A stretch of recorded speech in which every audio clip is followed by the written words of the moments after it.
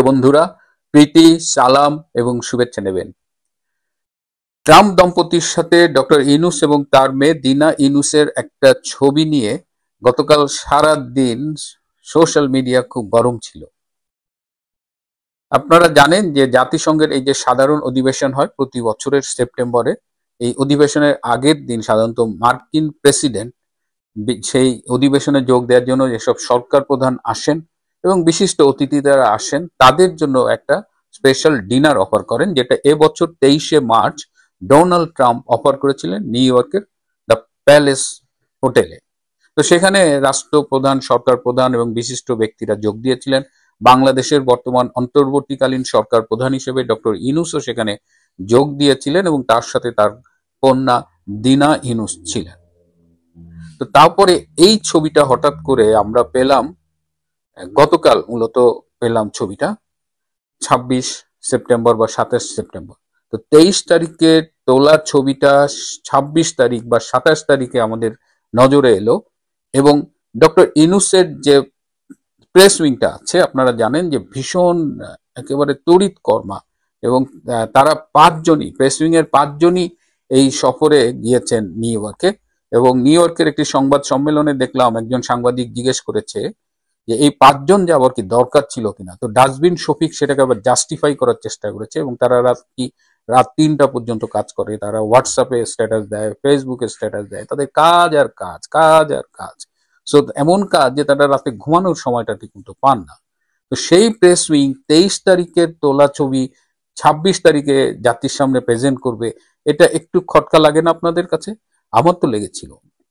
যাই হোক, সকলে যারা এই বিষয়গুলো বোঝে, আমরা তো লেম্যান, ধরেন আমরা এই মেটা ডেটা এটা ফেক কিনা এগুলো তো অতভাবে বুঝি না টেকনিক্যালি। যারা টেকনোলজিক্যাল বিষয়টা দেখেন তারা সবাই কিন্তু এই মেটা ডেটা অ্যানালিসিস করে। ইভেন আমি আমার চ্যাট জিপিটিতে একটু দিয়েছিলাম, তো সবাই মোটামুটি বলেছে এটা একটা ফেক ছবি, কারণ মেটা ডেটা অ্যানালিসিসে বলছে এটা ফটোশপ করা ছবি। তো এইটা মানে ট্রাম্প দম্পতির সাথে ডক্টর ইউনূসের ছবি একটা ফেক করে দেবে, এটাও কিন্তু আবার একটু বিশ্বাস হয় না। ডাস্টবিন শফিক খারাপ, কিন্তু কত খারাপ যে সে ট্রাম্পের সাথে ফেক ছবি করবে।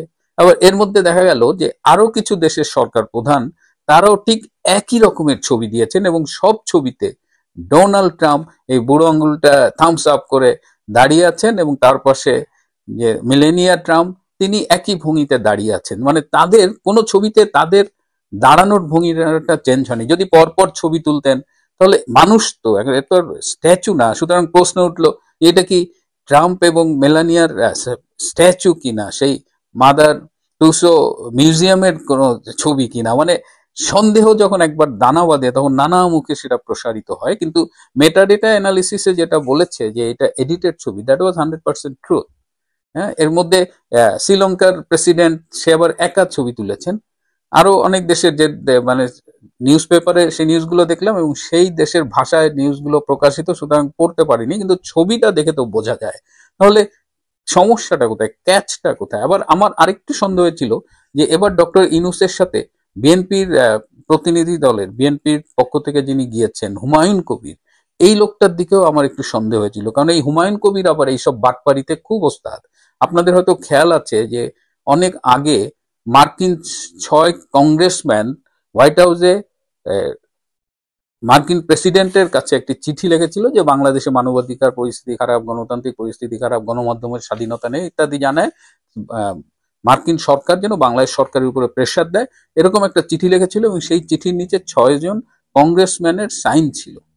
তো হুমায়ুন কবির এটা যথারীতি মিডিয়ায় পাঠিয়েছে এবং মিডিয়া সেটি প্রকাশও করেছে। পরে দেখা গেল যে ওই যে 6 জন কংগ্রেসম্যানের যে ইন্টারভিউ ওইটা ছিল ফলস। কংগ্রেসম্যানরা এরকম কোনো মানে এরকম কোনো ইন্টারভিউ না, সরি চিঠি, এরকম কোনো চিঠি লেখেনি। অর্থাৎ হুমায়ুন কবির গং আরো তার সাথে সাদি টাদি কারা ছিল, এরা মিলিয়ে এরকম একটা ফেক ডকুমেন্ট তৈরি করেছে। তো আমার মনে হচ্ছিল যে হুমায়ুন কবির যেহেতু আছে তাহলে ট্রাম্পের ছবিটা ফেক হলেও হতে পারে, এবং যেহেতু এক্সপার্টরা বলতেছে, চ্যাট জিপিটি বলতেছে এই ছবি এডিটেড, তাহলে ঘটনা কি সেই সন্ধান করতে গেছে রূপান্তরের সত্য। আমাদের অনুসন্ধানে আমরা যেটা জেনেছি এবং এখন পর্যন্ত আমার কাছে এটা খুব গ্রহণযোগ্য মনে হয়েছে, যদিও আমি 100% গ্যারান্টি দিতে পারছি না, কারণ সত্য আজকাল যেভাবে রূপান্তরিত হচ্ছে, যে কারণে আমার আপনাদের সামনে এই রূপান্তরের সত্য এই শিরোনামে ইউটিউবে আসা। এখানে ঘটনা হয়েছে যে যে ডিনারে ট্রাম্প দম্পতি সবাইকে দাওয়াত করেছিলেন, সেখানে যদি সবার সাথে একটা করে ছবি তুলতে যান এবং একটা ছবি তুলতে যদি 1 মিনিটও ছবি সময় লাগে, দেখা গেল যে 2-3 ঘন্টা শুধু ট্রাম্পের ছবি তুলতেই কেটে যাবে। তো যেটা করা হয়েছে যে এই অনুষ্ঠানে একটা ফটো কর্নার ছিল, একটা কোনায় একটা ছোট জায়গা ছিল ব্যাকড্রপ সহ, যেখানে ছবি তোলা হয়। সেখানে ট্রাম্প এবং মিলেনিয়া ট্রাম্প দম্পতির একটা ছবি ফটোগ্রাফাররা, অফিসিয়াল ফটোগ্রাফার তুলে রেখেছেন। এরপরে যারা যারা ছবি তুলতে চেয়েছেন, এখানে দুটো শর্ত ছিল, যে ছবিতে দুজনের বেশি থাকা যাবে না, একজন অথবা দুজন, এবং আরেকটা শর্ত হলো যে তাকে সরকার প্রধান হতে হবে আর কি, সরকার প্রধান বা রাষ্ট্রপ্রধান হতে হবে। তো সেই হিসেবে ডক্টর ইউনূস এবং ডিনা ইউনূস তারা দুজন পাশাপাশি দাঁড়িয়ে ওই ফটো কর্নারে গিয়ে একটা ছবি তুলেছেন। ওই ফটোগ্রাফার ছবিটা তুলেছেন, এই যিনি ট্রাম্প দম্পতির ছবিটা তুলেছেন। এমন ভাবে ডক্টর ইউনূস এবং ডিনা দাঁড়িয়েছেন, মানে যে পাশে ট্রাম্প এবং মেলানিয়া দাঁড়িয়েছিল তার আরেক পাশে ডক্টর ইউনূস এবং ডিনা ইউনূসকে দাঁড় করানো হয়েছে, এবং যারা যারা ছবি তুলতে চেয়েছেন সবাইকে এই পাশে, যে পাশে ট্রাম্প দাঁড়িয়েছে সে পাশে না, তার আরেক পাশে দাঁড় করিয়ে ছবি তোলা হয়েছে। ছবি তোলার পরে এই ছবিগুলোকে এডিট করে এক করা হয়েছে, এবং এটা করাই হয়েছে হোয়াইট হাউসের ওই যে যারা ছবি তোলার দায়িত্বে ছিলেন তাদের তত্ত্বাবধানে, এবং এডিটিংটা খুবই প্রফেশনাল এডিটিং হয়েছে, একদম শ্যাডো ট্যাডো মিলিয়ে। মানে একটা আপনি দেখবেন ভালো করে যে একটা মানুষ দাঁড়ালে তার পেছনে একটু ছায়া পড়ছে, সেই ছায়াটা পর্যন্ত চমৎকার ভাবে মিলিয়ে এডিটটা করা হয়েছে। এবং দেখুন ডিনা ইউনূসের পেছনে ছায়াটা কিন্তু, যেহেতু সে উচ্চতা একটু শর্ট সারেছে, তার ছায়াটা একদম দেখা যাচ্ছে না, একদম নিচের দিকে আছে। তো এইভাবে এই যে এডিট করে এই ছবিটা হোয়াইট হাউস থেকেই অতিথিদের কাছে আবার পাঠানো হয়েছে। এই যে এডিটিং, এই প্রসেসটার মধ্যে সময় লেগেছে 3 দিন। 23 তারিখ রাতে তোলা ছবি আমাদের প্রেস উইং এর কাছে বা ডক্টর ইউনূসের টিমের হাতে এসেছে 26 তারিখে। সুতরাং এই ছবি তো আপনি 24-25-এ দেখতে পারবেন না, পাওয়া মাত্রই তারা এটা আপলোড করে দিয়েছে। এবং ক্যাপশনটা দেখবেন যে ডক্টর মানে ইউনূস এবং ডিনা ইউনূসের সাথে ছবি তোলার পোজ দিয়েছেন ডোনাল্ড ট্রাম্প এবং মিলেনিয়া ট্রাম্প। দেখেছেন, বলে নাই কিন্তু যে ডক্টর ইউনূসের সাথে ডোনাল্ড ট্রাম্প ছবি তুলেছেন, বলেছে পোজ দিয়েছেন। কথার মানে শব্দের মারপ্যাচটা দেখলেই আপনারা কিন্তু বুঝতে পারবেন। সুতরাং এটা যদি বলেন ছবিটা ফেক, ঠিক একদম বলাই যাবে না ফেক, এটা এডিটেড, কিন্তু এটা অফিসিয়ালি ডান। এবং এটা অনেকটা ডিজিটাল সিগনেচারের মতো। আমরা অনেক সময় দেখা গেলো একটা অ্যাপ্লিকেশন লিখি অনলাইনে, আমি আমার ডিজিটাল সিগনেচারটা ওখানে পেস্ট করে দিই, কপি করে এনে পেস্ট করে দিই, that is my signature, but এটা কপি পেস্ট করা। ঠিক একই কারণে এটা অনুমতিক্রমে, এটা ইটস এ গিফট যারা এসেছিলেন এবং যারা ওই ছবিটা তুলতে চেয়েছেন। এবং খেয়াল করে দেখবেন যে বড় বড় রাষ্ট্র প্রধান বা সরকার প্রধান, ব্রিটিশ প্রধানমন্ত্রী, ফ্রান্সের প্রেসিডেন্ট, জার্মানির চ্যান্সেলর, এদের কিন্তু ছবি আমরা দেখছি না, বরং এই ইউনূস, শ্রীলঙ্কার প্রেসিডেন্ট বা আরো কিছু অখ্যাত কুখ্যাত লোক এবং যারা একটু ধান্দাবাজ স্বভাবের, তাদের ছবিগুলো আমরা দেখছি। এবং এই ছবির পেছনে নগদ নারায়ণের লেনদেন আছে কিনা সেটা নিয়ে আমরা আর খোঁজ নিতে চাইনি। এই ছবিটা করাই হয়েছে মূলত একটা রাজনৈতিক উদ্দেশ্যে। আর টিম দেখাতে চেয়েছে এই যে দেখো, আপনারা জানেন যে ডোনাল্ড ট্রাম্পের সাথে ইউনূসের সম্পর্কটা ভালো না, যদিও আমেরিকা তার পলিসির কারণে বাংলাদেশে অনেক কিছু করছে, বাট ব্যক্তিগতভাবে তাদের সম্পর্কের রসায়নটা খুব একটা উষ্ণ না। তো এখন ডোনাল্ড ট্রাম্প ওই ডিনারে গেছে, পাশ দিয়ে হাঁটার সময় হয়তো কথা হয়েছে 2-1 লাইন, হাউ আর ইউ বা কেমন আছেন, এই ফাঁকে ইউনূস হয়তো 2-একটা কথা বলেছে। কিন্তু ডোনাল্ড ট্রাম্পের সাথে বাইডেনের সাথে যেটা ছিল, বাইডেন তার মুখে পারলে চুমু খায়, তো সেই সম্পর্কটা ডোনাল্ডের কাছে নাই। কিন্তু টিম থেকে আপ্রাণ চেষ্টা করা হয়েছে যে এই সফরে ট্রাম্পের সাথে, যে সেলফিটার কথা আগেই বলেছিলাম, 700 কোটি টাকার এই সফরে একটা সাইডলাইন বৈঠক করার আপ্রাণ চেষ্টা করা হয়েছে, সেটি ব্যর্থ হয়েছে। একটা সেলফির চেষ্টা করা হয়েছে, সেটিও হয়নি। আলটিমেটলি যেটা হয়েছে আর কি, যে দুধের স্বাদ ঘোলে মেটানো। তো এই হলো ছবির আসল কাহিনী। ছবিটা এডিটেড কিন্তু মিথ্যে নয়, ছবিটা হোয়াইট হাউসের ওই ফটো তোলার যে টিম তারাই দিয়েছে, অফিসিয়ালি দিয়েছে। আমি প্রথম ডক্টর ইউনূসকে স্বৈরাচার বলতে বাধ্য হলাম। অন্তর্বর্তীকালীন সরকার, ম্যান্ডেটহীন সরকার, সীমাহীন কাজের নামে, অজুহাতের নামে বাংলাদেশের মানুষকে প্রতিনিয়ত মানুষের জীবনকে বিপন্ন করে তুলছে, বিষাক্ত করে তুলছে। আমি নেপাল প্রসঙ্গ বলছি যে আজকের নেপাল আনপ্রেডিক্টেবল একটা দেশ। রাজতন্ত্র বিলোপের পরে সেখানে 17 বছর 2008 থেকে 13 বার সরকার পরিবর্তন হয়েছে।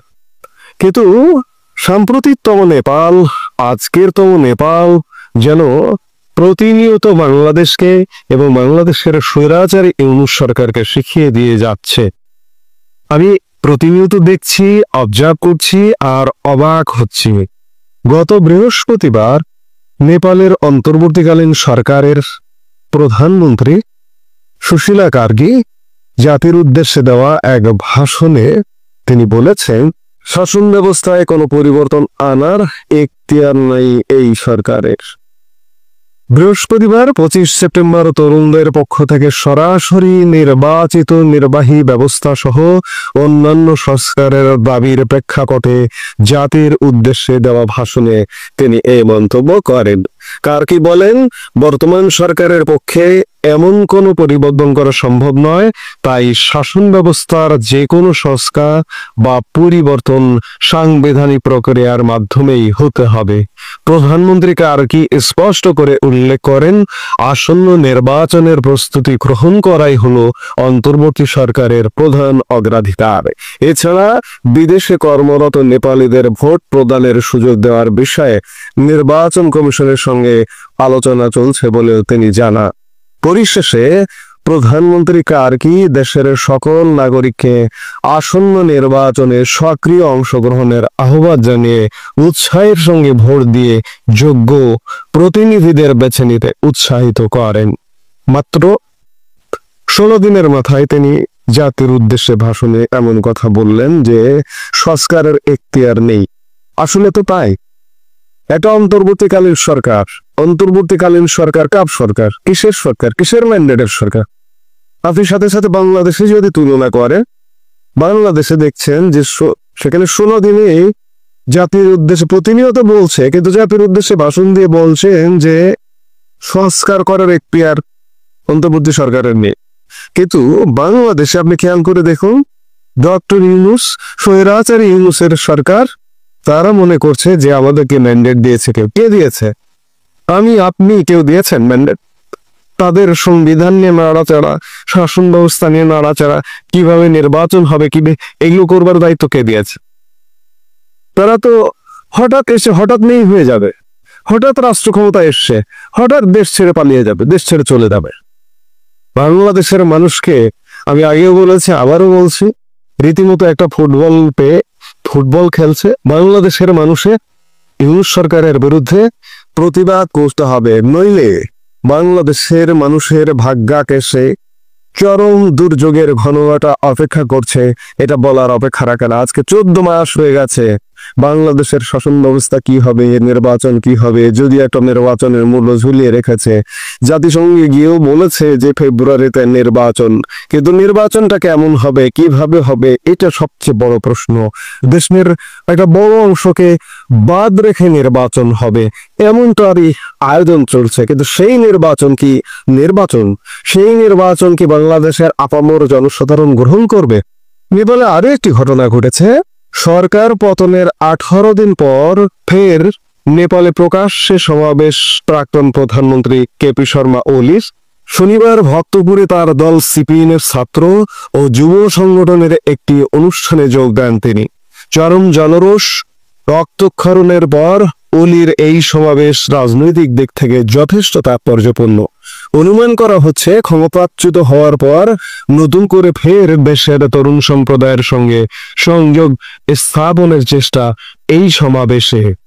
8 সেপ্টেম্বর নেপালের জেনজি আন্দোলন চরম আকার নেওয়ার পর 9 সেপ্টেম্বর পদত্যাগ করেছিলেন ওলি। এই 18 দিনে কেপি শর্মা ওলির কোনো হদিশ পাওয়া যায়নি। সূত্রের খবর, এতদিন ধরে নেপাল সেনাবাহিনীর নিরাপত্তায় ছিলেন তিনি। পরে তাকে অস্থায়ী বাসভবনে স্থানান্তর করা হয়। তার দলের নেতা প্রদীপ গিওয়ালি জানান, ওলি শীঘ্রই সচিবালয়ের সভায় যোগ দেবে। এই জনসভা তারই একটি অংশ। রাজনৈতিক মহলের দাবি, নেপালের ক্ষমতার হ্রাস ফের নিজের দখলে আনতে চান ওলি। সেই লক্ষ্যেই দেশের যুব সমাজের মন বুঝতে হোলির এই প্রকাশ্য সমাবেশ। এদিকে জেনজি বিক্ষোভের জেরে ইতিমধ্যে ভেঙে দেওয়া হয়েছে নেপালের সংসদ। 2026 সালের মার্চ মাসে দেশে অনুষ্ঠিত হবে সাধারণ নির্বাচন। বিক্ষোভের আগুন এখনো পুরোপুরি নেভেনি দেশে। রাস্তায় বিক্ষোভের পাশাপাশি দাবি তোলা হচ্ছে রাজনৈতিক সংস্কারে।